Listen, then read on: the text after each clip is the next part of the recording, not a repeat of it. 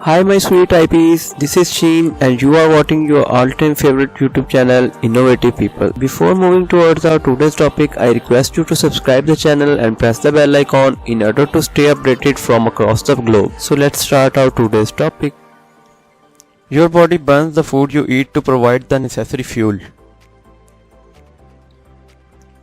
An extra food that does not get used up as fuel is converted into fats and is stored within the body for future use. After 6 hours of fasting, your blood glucose starts to decrease. The liver then starts breaking down glycogen into glucose to be used as energy. After 24 hours of continuous fasting, you have used most of your glycogen storage.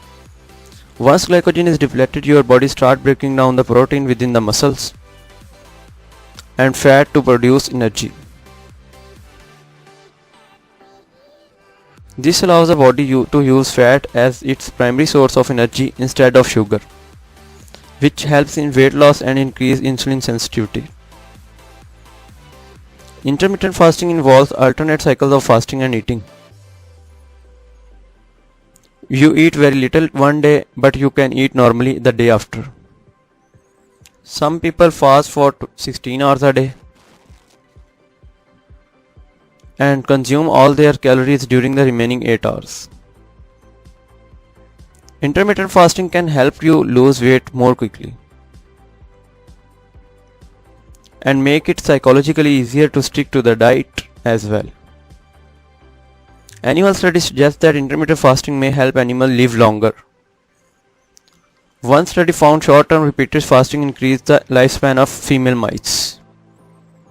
Fasting improved brain function by boosting production of brain-delivered neurotrophic factor and BDNF. This BDNF protein activates brainstem to convert them to new neurons. It also triggers numerous other chemicals that promote neural health as well. Intermittent fasting also improves the immune system as well, thus helping you fight diseases. When you fast, you reduce the free radical damage in your body, thus lowering cancer risk. Fasting regulates inflammatory condition in the body and starve off cancer cell formation. While intermittent fasting may help you lose weight, it could negatively affect your body on the biological level, especially in females. Intermittent fasting may be less beneficial for women than men. Studies on animals suggest that it could negatively affect female fertility.